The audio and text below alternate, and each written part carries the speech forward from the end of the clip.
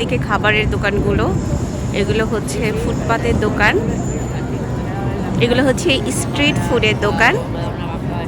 আমরা অবশ্য এখন আজকে স্ট্রিট ফুডই খাবো, দেখি কি কি পাওয়া যায়, হালাল আছে কি না ওটাও দেখতে হবে। তো বন্ধুরা চলুন যাওয়া যাক খাবারের দোকানগুলোতে।